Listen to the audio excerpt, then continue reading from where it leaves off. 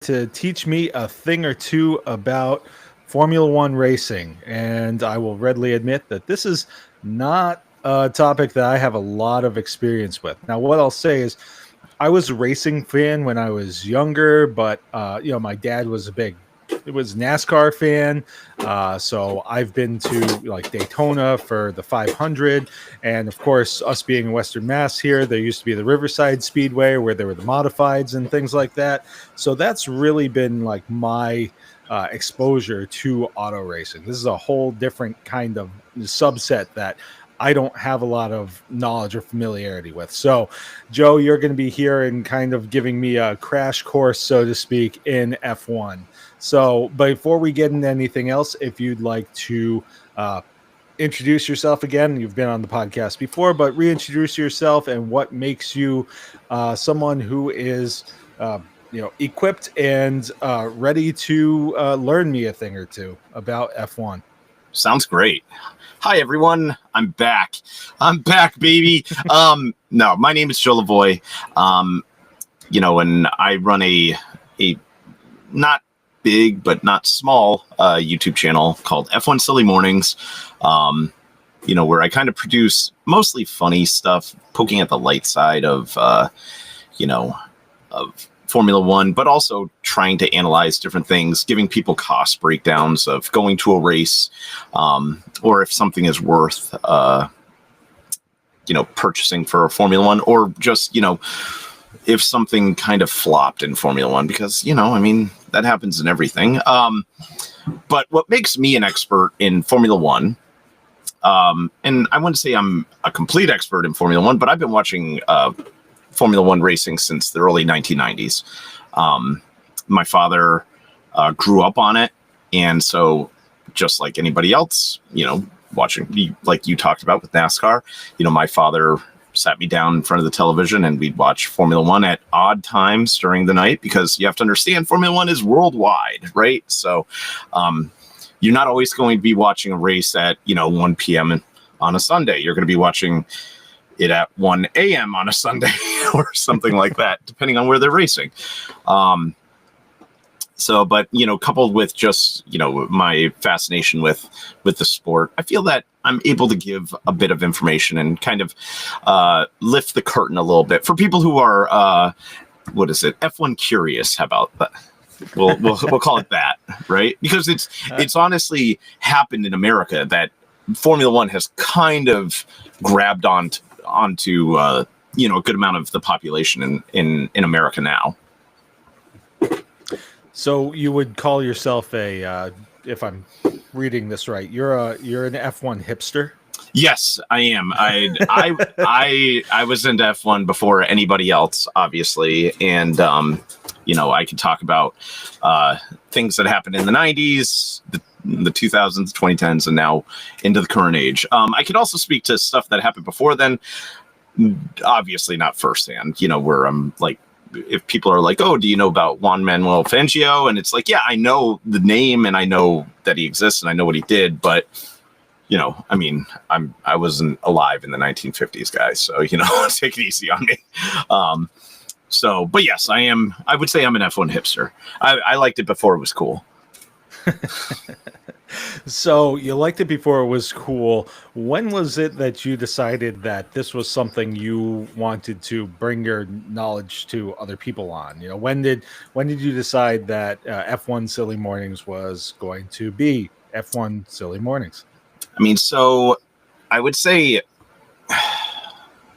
2 to 3 years ago, I felt that Formula One was starting to hit a real stride in America. And, the funny thing is that my YouTube channel doesn't get as much American attention as it does international attention, because Formula One is much bigger elsewhere, but it has started to grab people in America. So being able to get an American perspective on the sport while still being experienced in watching the sport has been really a treat for me. But I would say about 2 to 3 years ago, when, I was like, I've got opinions and people have to hear them. And, just like anybody else, I want you to hear what I have to say before you start talking. So that's kind of how I feel about Formula One, and I think that there's just so much to talk about, whether it's the cars, the drivers, the teams, where they race, the politics of where they race, whether it's safe. There's so many aspects of this. The growth in America, F1 the movie, Disney partnering with Formula One, and that's obviously what kind of spurred this idea that we should probably get together and talk about it, because even though it's kind of unclear, there is F1 content on Disney Plus and stuff like that. What was it? I can't remember the name of the show, but it was hosted by Keanu Reeves, talking about Braun GP, and when they won the world championship that year. So yeah, that's kind of, I would say 2 to 3 years ago was when I really started to percolate with ideas, and then just kind of started taking it to it and just started growing the channel, So you're out there, you're bringing a different perspective to the masses. You're bringing an American perspective to a global audience. As you've seen the American audience grow for F1 racing, what's one of the things that you find that American fans are either surprised about, or that maybe they've misunderstood about the sport? This is going to be funny. So most people have been the first experience from Formula One was from Drive to Survive on Netflix. That, for America at least, that was a big kind of like, oh my God, look at this. This is so exciting. When you watch a typical Formula One race, there is a coin that you kind of flip. It might be an exciting race, and it could also be the most boring thing you watch. You're just watching cars just go around a track. Nothing really changes. And I think that American fans are really like geared up for it, and then they get into the race and they're like, nothing really changed from where they started. And I think that kind of is... it kind of messes with the American fan, because the American, I think that when we think of auto racing, we think of NASCAR, we think of IndyCar, because those are predominantly what we see in America. And there's a ton of passing in those. There's a ton of lead changes. You could go a whole entire Formula One race and never see a lead change. And it's just how it can work out for the leader. And especially if they have a car advantage, and if they have a driver advantage as well. But there's so much to managing a Formula One race. And I kind of try to point that out when I'm watching with people. I'll try to point out what the person that is leading needs to do to continue to keep the lead, and what the person in second place needs to do, even if they're like 20 seconds behind. What needs to happen in the next however many laps are left in a race. But the American fan has been kind of shocked that it's not as dramatic in the race as they see in Drive to Survive. It can be dramatic. It can be very exciting, but sometimes you're just going to get a race where nothing happens. Now, it's you made mention of Indy, Mm-hmm. and so I think that that's also something that someone, the extreme casual like myself, it's like, well, how is this different from Indy racing? What separates Formula One from Indy? Because from the outside looking in, there are some aesthetic qualities to it that look very much the same. There are. And the cars, if you just glance at them very quickly, you will go, oh, it's pretty much the same thing, right? But if you stand next to a Formula One car and compared to an Indy car, you will see a drastic difference in size. You will see a drastic difference in aerodynamics. Now, that's not to say that IndyCar, because IndyCar is the fastest course racing in the world, track racing, I should say. The cars are the fastest in the straight line. They can go faster than a Formula One car, which people will go, how is that even possible? Well, it's because they're so much smaller. They're so much lighter than a Formula One car. The real key with a Formula One car is not necessarily the straight line speed, but how fast it can take a turn. When you're in, let me talk about a famous circuit in in England called Silverstone, which is where they had the first Formula One race, the first official Formula One race. They're taking turns at 170 miles an hour. Granted, they're bends, not, like I'm taking a right, at an intersection. But it's still that they're able to keep contact with the road, whereas the Indy car wouldn't be able to keep contact with the road at that speed. So there is there's a size difference. There is a money difference too. There is a lot more money in Formula One. There's a lot more research put into the cars. They race on, tracks all over the world. It is a global sport, and they have to go everywhere. There are a number of different elements that just a Formula One car must fulfill. The term formula is actually supposed to pertain to a set of rules that the car needs to follow and that the race needs to follow as well. Because you do have Formula 4, Formula 3, Formula 2, and Formula 1. Formula 1 being considered the pinnacle of motorsport over all other motorsports. So you've mentioned that there'll be some races that are super compelling and other ones that maybe, could be downright boring. A couple of months ago, you had something that you said, why does Monaco Grand Prix still feel boring? So, explain that to me a little bit, because Monaco is one of the ones that I've heard of before. It seems to have a certain gravitas. Right. And the reason why it has a gravitas is because it's one of the three legs of the Triple Crown of motorsports. It's Monaco Grand Prix, the Indy 500, and the 24 Hours of Le Mans. That's the Triple Crown of sports. So anybody who can win all three is, they're your Triple Crowner. You're something special. You can race in everything, because Indy is an oval track. Le Mans is just an endurance track, and it's 24 hours. You have to go over obviously you're not driving for 24 hours. You're on a team, but so on and so forth. And then you have Monaco, which is an old track from back in the 30s, before Formula One racing was even a thing. And the thing is that Monaco hasn't changed that much since it was first made a track. And the size of the cars has changed. The cars are much bigger now.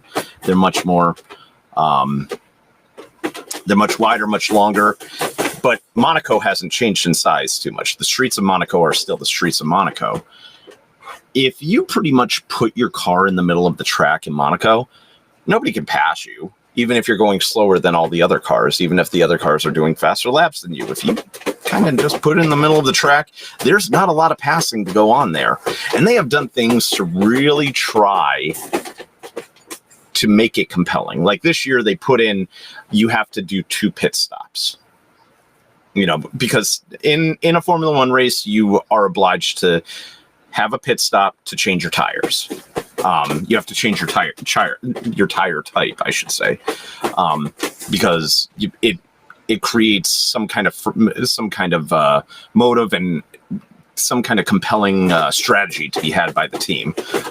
We can go longer on these tires, and then at the end we'll put these tires on and see if we can make up ground, or vice versa, or however they want to race. But in Monaco, because nothing would really change, they just had one, they were like, let's try 2 pit stops, and it didn't really fix it. I understand that it's a beautiful area. Like, if you watch Monaco, it's kind of cool to see them go through the downtown, see them go by all the yachts. All the Formula One drivers live there because they don't have to pay taxes, right? That's kind of part of it. But it's a boring race. And I just, you sit there. The only time it got exciting the past few years was when it started raining there one year. And that's when, you have to go in for a pit stop. You have to change your tires, because the tires that they use on dry tracks are just slick tires. They have no thread on them or anything like that. So when it starts raining, you're just hydroplaning on those things. So you have to change your tires immediately. If there's any standing water, I should say. And that was the only time I found Monaco to be really exciting the past, my entire lifetime. And I remember they really amp it up because you can watch it at a normal time of day too, in America. But it's still just a boring race, and I'm like, and if that's your jumping on point for Formula One, not great, Whereas I would actually say America has one of the best tracks, which is Austin, which would be the circuit of the Americas, also known as COTA. And they do have NASCAR races there too, but the Formula One track that they have there is really exciting and is a really great jumping on point for American fans. Well, that kind of like leads to my next question. We just talked about what's maybe one of the more boring races, but what are some of the ones that you've found yourself really engaged in? The ones that you're like, wow, I really look forward to this one because I know X, Y, and Z is going to happen. Mm-hmm. So Austin is always amazing. It's always a fun track. There's always excitement. And I've been to Austin a couple times now. It's a fun time for people who go. It's a pain to park. America, we don't have any public transportation, so you got to drive in. And when you drive in, you're there. You're there. You're not leaving until the end of the day, and then you get to sit in traffic. But they always have bands and everything play at the end of the days and all that. And it's a really great track. It's really exciting. I think that anybody who's watching Formula One, if you're not watching Austin, you're missing out. Montreal's a great track as well. Just over the border sort of, and provides a ton of entertainment. It usually rains during the weekend, so sometimes the race can be different than what you've seen, during the rest of the weekend, because, Formula One is an entire weekend for people. It starts on Friday, ends on Sunday with the race, or, sometimes on Saturday, starts on Thursday, ends on Saturday when it comes to like Las Vegas. Then you also have Belgium, which is they have it at a track called Spa. This year's race wasn't as exciting because I think they kind of were too nervous for the track because it was raining, but it has some of the most exciting views of just pure speed and pure turning ability for these cars. And then you also have, in Italy, you have Monza, which is, known as the Temple of Speed. I have a hat right here that a friend of mine got when they went to Italy. That's Monza, and has the old track and the new track. And it's the fastest track in all of Formula One. And you can see some really amazing action on those tracks. So I think that if you're really getting into it, America and Canada have some of the more exciting tracks. Not Montreal, Miami is also not a bad track. It's just really, it's in Miami. I'm sorry, Miami, but it's, it's not the great, again, America with no public transportation, it's a pain to get around. So, yeah, but I would say those are good tracks to check out. And that's one that you've experienced live, Miami, correct? Yep, I've experienced. I've been to Montreal, I've been to Miami, and I've been to Austin. And Miami, I went this year for the first time. And it's really cool track, and it's really it can be very exciting. And you have, you can walk by. They set up the paddock, the different teams areas inside the stadium there and everything, and you can look down in and see all of that. And you have all the concessions from the stadium and whatnot. But it's Miami, and so getting to let me specify, it's in Miami Gardens. So it's not in true Miami and it's not in true Fort Lauderdale. You're kind of in between, and there's nothing really in between those. So it's kind of a pain for traveling. But if you can do it, it's a great track to see. So one thing that you also mentioned was you mentioned the drivers and you mentioned the teams. So how does this dynamic work in terms of, I know that just like with anything, there are rivalries, and there are also, obviously teams, you've got drivers who are working together, et cetera. What are these dynamics like? And is there kind of, at times from the outside looking in, from what I've seen on social media and such, there can be an almost kind of, I don't know if it's soap opera or, wrestling drama kind of dynamic to it? So if you ask drivers, that are teammates, they will always say their teammate is their first rival because they always want to do better than their teammate. Because if you do better than your teammate, most likely you'll stay with your team. And you'll be re-signed and you'll be able to continue on in Formula One. There are drivers that are obviously really great and they can kind of pick and choose who they want to be with. But for the most part, the driver team is not a team, so to speak. It's just that these are our two drivers and they compete every week and we try to do the best for each one of them. Typically teams will have kind of the 1-2. They'll say, this is our number one driver. This is the guy that we think can win on any given week. And this is our supporting driver who might be able to win in case our number one kind of, falls behind or something like that. But they aren't actively pushing for that person to win every weekend. So let me, so I'm wearing a shirt. It's for Red Bull. And currently my favorite driver is a guy called Yuki Tsunoda.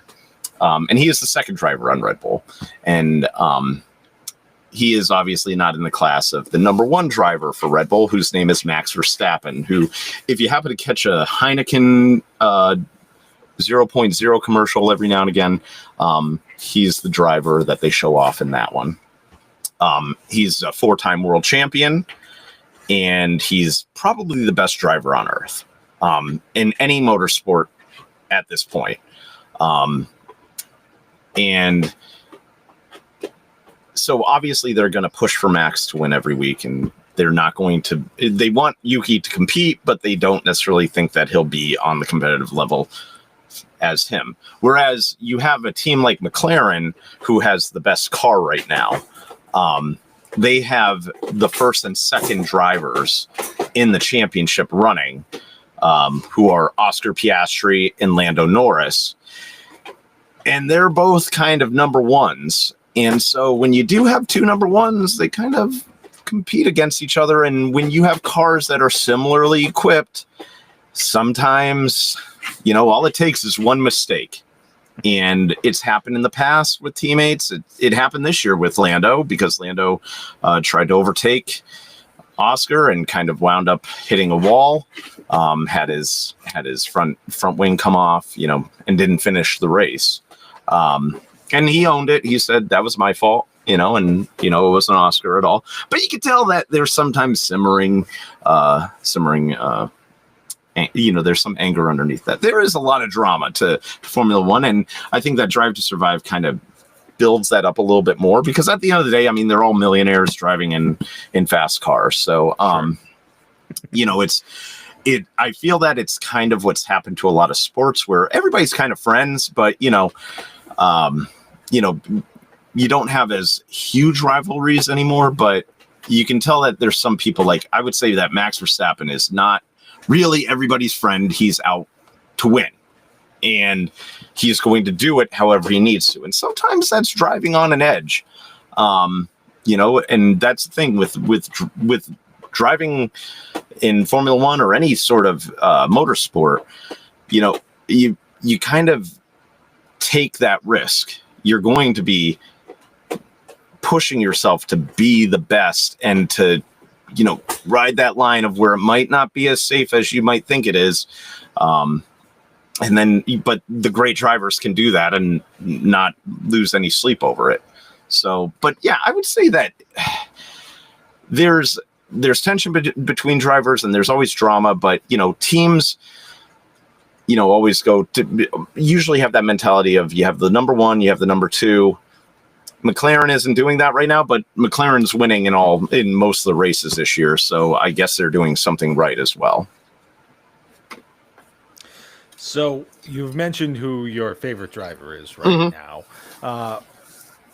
Looking at it right now, do you see a a next breakout star in Formula One, or at this point, are the stars there, and there's kind of like a established hierarchy at this point? So there is an established hierarchy, sort of. I mean, you have Oscar Piastri, who's in his in his early 20s. Same thing with Lando Norris, and they're both with McLaren. They're kind of breaking out this year. They started to do it last year. This year, it's a full blown. They have the best car, and they have enough talent, between the two of them to compete. You have Max Verstappen, who's 27 years old. I mean, and he's a 4-time world champion.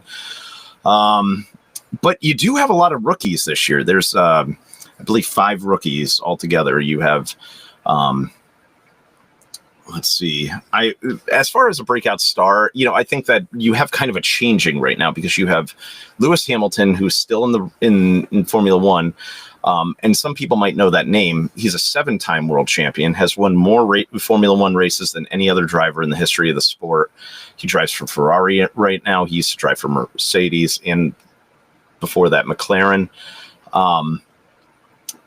He's kind of hitting the end of his career. He's, and I say that he's 38, 39 years old.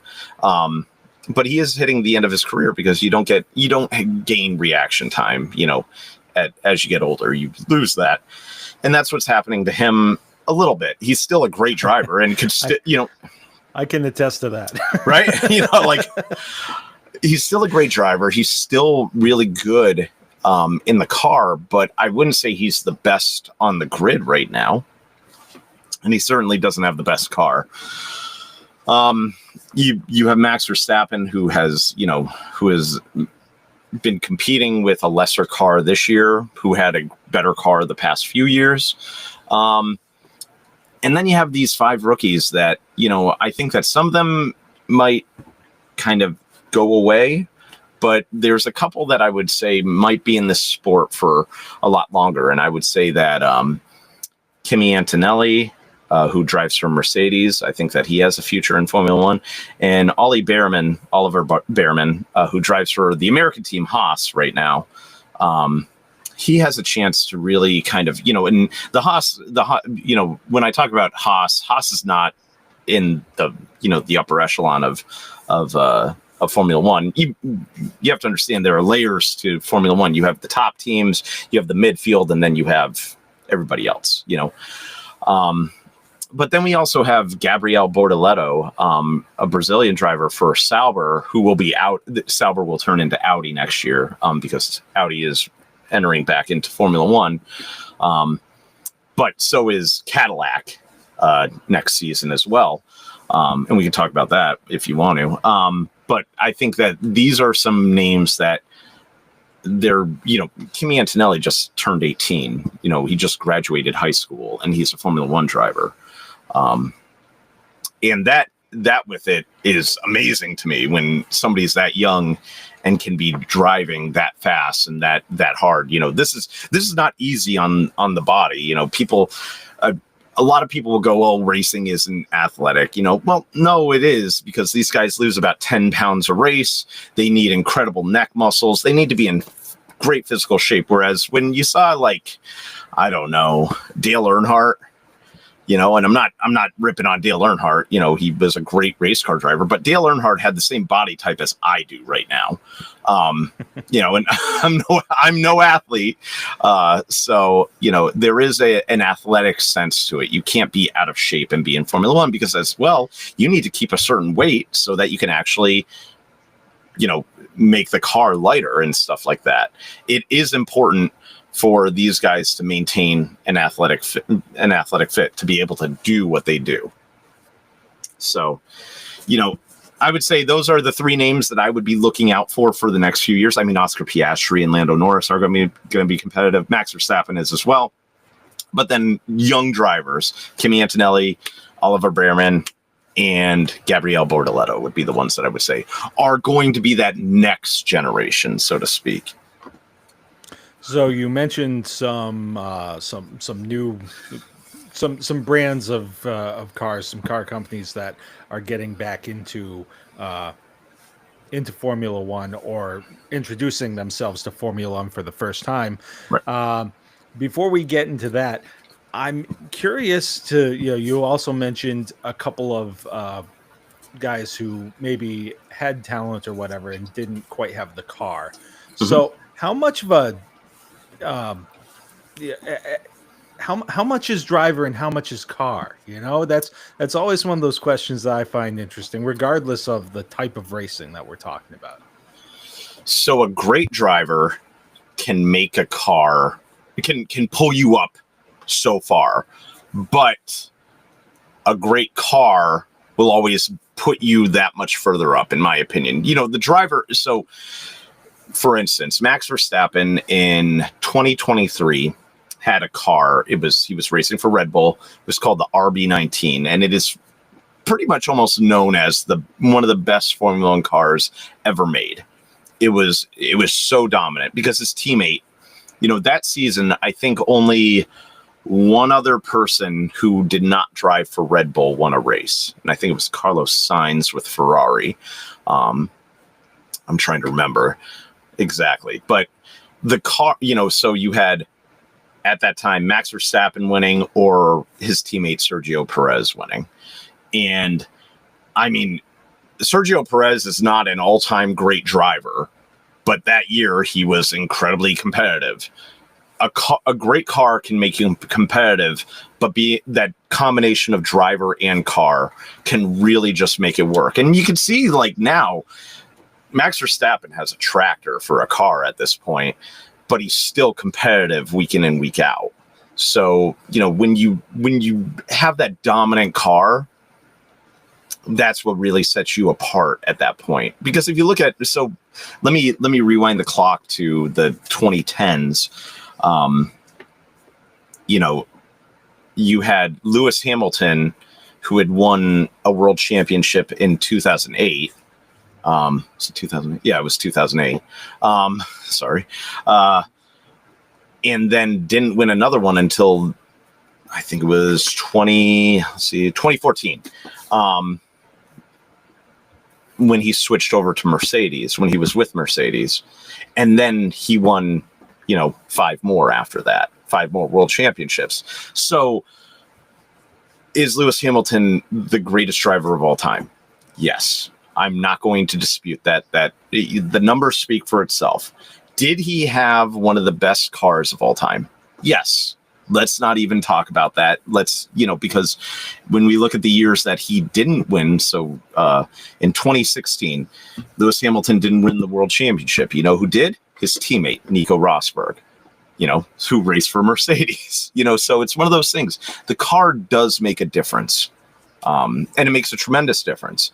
So being a great driver can get you to pull something up, but having that great car will guarantee you to be up there. So getting back to, we've got a couple of, I believe you said Audi's getting back into it, and Cadillac is jumping in. Is this something that happens a lot where you'll see companies or car brands jumping in and jumping out, or have there always been the mainstays and then there are others that come and go? How does this work? So it hasn't happened as much in recent history, but you do see brands change. Red Bull wasn't always in it. Red Bull came from Minardi, and I believe also Jordan from before that. You've had Toyota in the sport before where they just burned cash and didn't really do anything.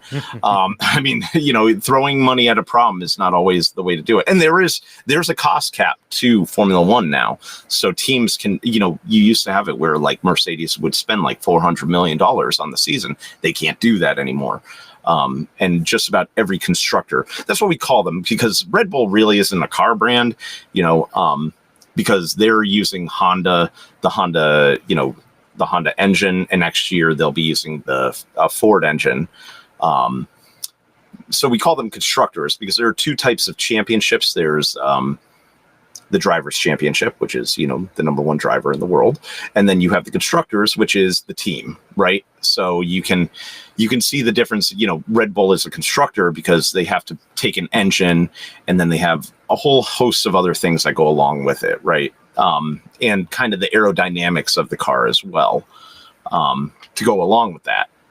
So it's normal to see things change over time, because you have like Alpine is a constructor right now. They were Renault before, and then they turned to Alpine, who was still using Renault engines, but then Alpine's going to use Mercedes engines and stuff like that. So you see changes over time, because money, it's an expensive sport.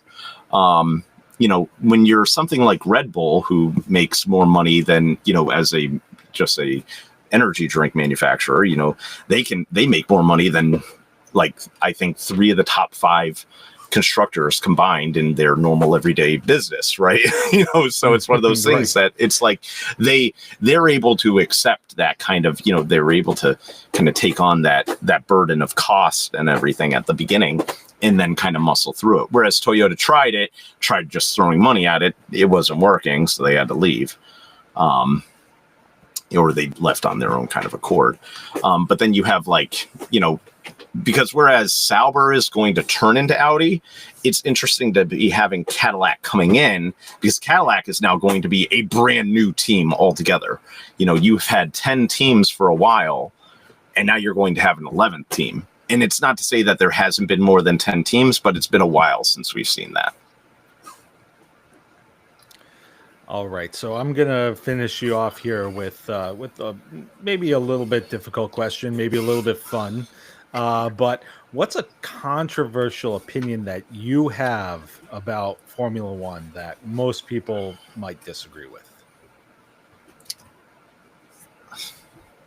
People are going to hate me for this one. This is I have 2. I'm gonna give you my 2, and people will hate me for this for forever.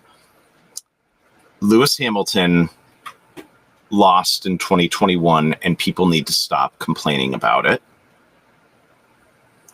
And Sebastian Vettel was a better driver than Fernando Alonso. And for the Fernando Alonso fans that are going to go, oh, he's been around longer. Yep. Well, Sebastian Vettel had 4 world championships, and Fernando Alonso had 2. And they happened in the mid 2000s. And Fernando Alonso is still driving right now, which is kind of crazy to me. But, you think that he's like a super old guy. He is 42 years old. He is 1 year older than me. Depending on the day, that's either young or ancient, right? As far as I'm concerned. Right. So in 2021, the season for Formula One came down to the very last race. And there was a safety car, which is when, cars are kind of controlled around the track and everything. And the safety car, there's a controversial thing that some of the lap traffic was allowed to unlap itself, and that the safety car was going to end with 1 lap to go. And they were like, there's not enough time for that. We need to leave the safety car out. Mercedes was saying that, and they said, we're going to have 1 lap of racing. Max Verstappen had fresh tires on his car. Lewis Hamilton did not. Lewis Hamilton was leading the race. Max Verstappen was in second. As soon as they hit the corners, Max Verstappen overtakes Lewis Hamilton and overtakes the World Championship. And it was very exciting, and I think that we just have to deal with it. We can say that, oh, Lewis was screwed out of that championship. Whatever. Let's get over it. Move on. Max Verstappen won the World Championship, and no amount of complaining will make that change at all. So let's move on. We're over it. I can't wait to get all this hate mail from people. Are these takes that you've given on your own channel? I have always stood by these takes. I think Sebastian Vettel is a better driver than Fernando Alonso. I think that, well, at least in the period in which he was dominant, he was a better driver than Fernando Alonso. I don't know if he's a better driver now, but it doesn't matter. Sebastian Vettel's retired, and Fernando Alonso isn't winning races. So here we are. And I think that, I will tell anybody and everybody, Lewis Hamilton is the greatest driver of all time, and he has won 7 world championships, not 8. So. All right, Joe. Thank you very much for joining me today. If you want to let people know how they can find you, how to find F1 Silly Mornings, and anything else that you'd like to let people know about, fire away. So you can find me on YouTube at F1 Silly Mornings, just all together. If you put in there, you'll find me. Typically, right now Formula One is on the summer break. It's excruciating because there's nothing happening. But granted, we have American football coming back, so that's kind of curing that need for something happening on the weekends. But we're going to start doing the watch parties again. Not watch parties, but necessarily I'll give live commentary on what's happening in practices and qualifying and races and everything. So stick around for some of that. Right now, it's just funny content. We gotta keep it light while we wait for it to return. So, but that's it for me. All right, and now off of F1, and you were at the preseason game on what is it, Friday. As a Commanders fan, what was we'll start positive. What was one good takeaway for the Commanders in that game? Josh Johnson looks like an NFL quarterback. That is what I will say. I think that is the best one. And Troy Amos, their rookie second round pick, I want to say, second or third round pick, looks like he could have a future at cornerback in this league. And if there was one thing that you about that game that you could just fire into the sun, I know that's kind of a longer list, but. The entire wide receivers that were playing, all of the wide receivers that were playing for the Commanders that day would have been cut at a halftime if I were a general manager. Terry McLaurin made so much money. So much money. In that one, one preseason game. Just a terrible Commanders fan experience. It's always whenever I go to that stadium too. It's always the Commanders get trounced. And here's the thing: they were playing their 3s and 4s, and and the Patriots come out with their 1s. So it's like, yeah, you should get knocked out, but to give up a 100-yard return on the very first play of preseason, I mean, come on, like I'm like, you're cut. I'm like, you had one job and you didn't. Yeah, just kick it in the end zone. I don't care. At this point, like it's just a really rough time. And the New England fans let me know that I was wearing a Commanders jersey. That was sure happening there. So but it was still a fun, beautiful night for football. Absolutely gorgeous. Could have been 90 degrees. It was in 70 with a nice breeze. So. And if the Commanders, I think the Commanders are maybe they overachieved a little bit last year, but I think that there's still a team that could have a strong season, especially if they settle things with McLaurin. Yeah. And if that doesn't work out for you, we've got the Bruins, right? I don't think there's enough alcohol in New England to solve my Bruins problem right now. I don't even know. Here's the thing, give me, I don't know who is on the second line of the Boston Bruins right now. I don't think they know. I don't. Oh God. I think that Providence might know, but not Boston. Geez. What a poorly managed hockey team right there. And, it goes back to those 3 first-round picks where they had no idea what they were doing with them.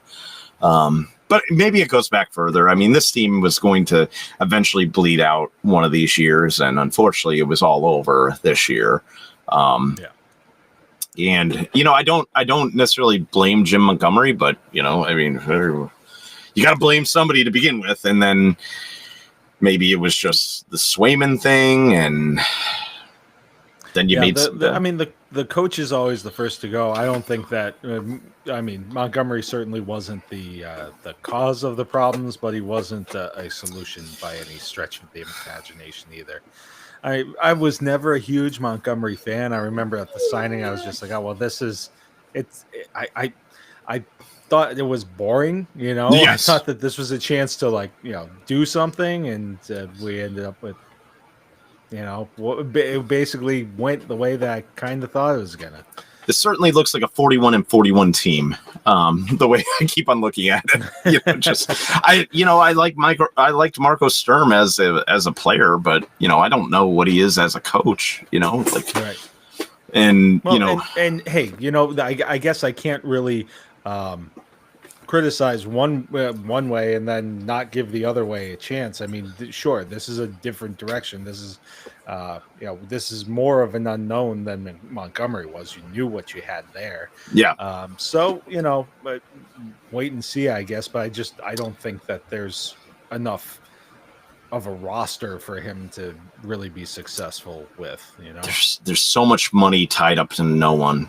And that's the confusing thing. Like, this team spends the cap, and it's like, who are they spending this money on? Pasternak? I didn't think that was a bad contract. I think they overpaid for Swayman. I don't think Swayman is a top 5 goaltender in this league. At least he has never shown that he is, that while carrying the load, especially last year, where he just never looked like I think he was too ready to fight for a contract and not ready to fight to be a goaltender. And I mean, we look at the defense. Who and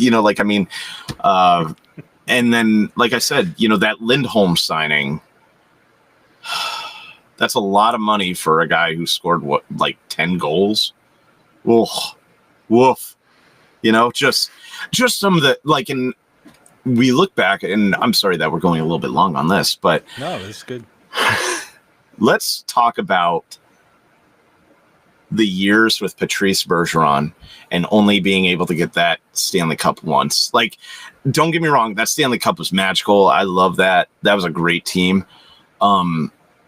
They had talent to win for multiple years there, and I don't know how they only got one out of it. You feel like they should have been able to eke out at least one more, and they almost did. A couple times, but sometimes you got to win. You got to win, baby. Just win, baby.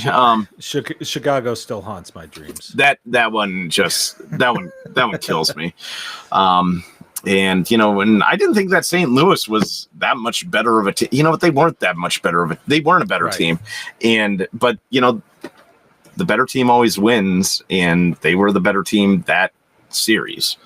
So it's disappointing. Maybe one day, maybe there is a plan, and maybe Don Sweeney is a change. No, I'm not finishing that.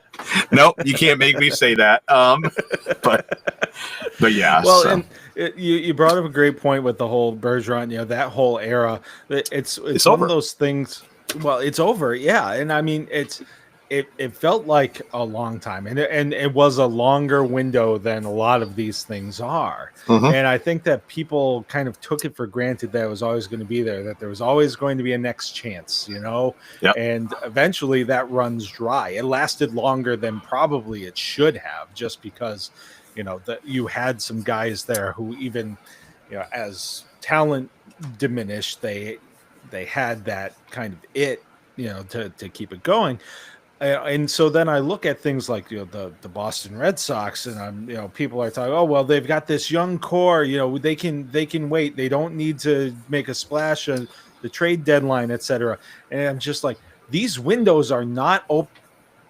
Got this talent, you got to strike when the iron's hot.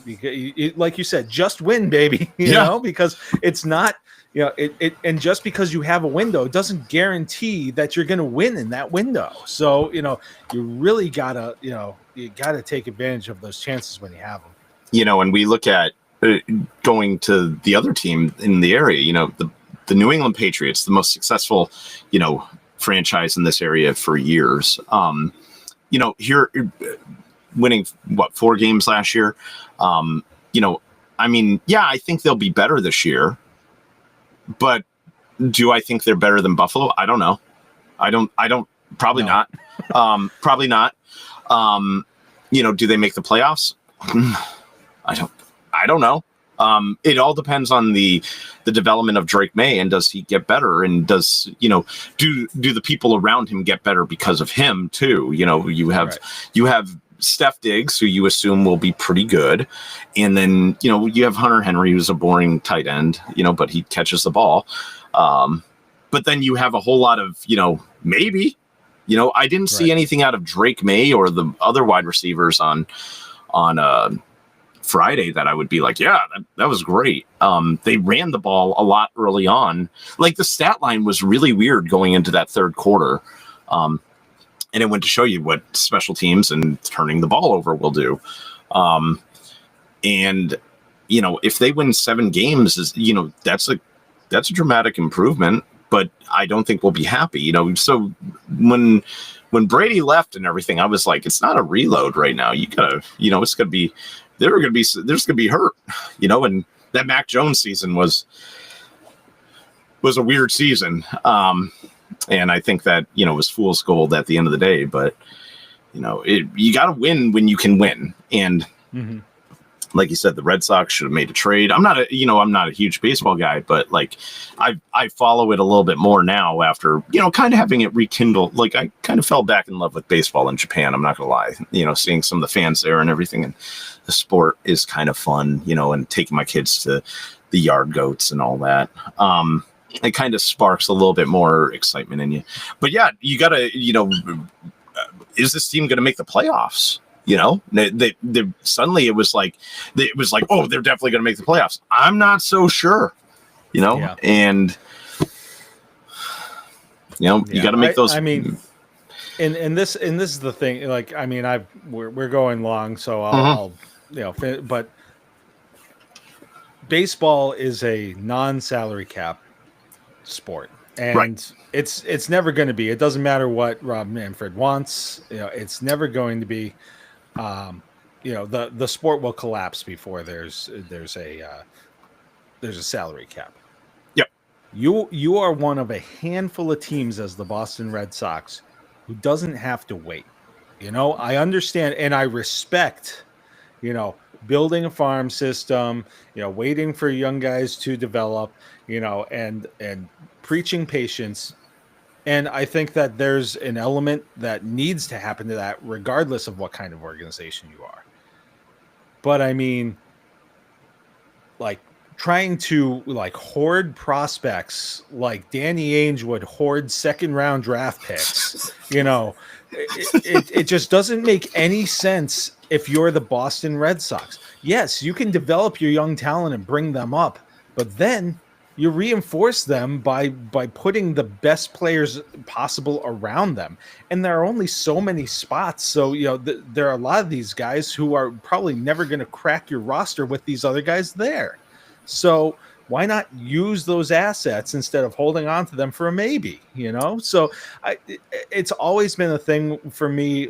And I think that that's one of the things that Theo Epstein did really well, was he understood the value of managing a farm system and everything like that, but also going out and getting proven players that are going to put you over the top, like going out and getting Kurt Schilling and Keith Folk. Now, Schilling, being who he is these days, is immaterial to the fact that he was pivotal in them winning a World Series.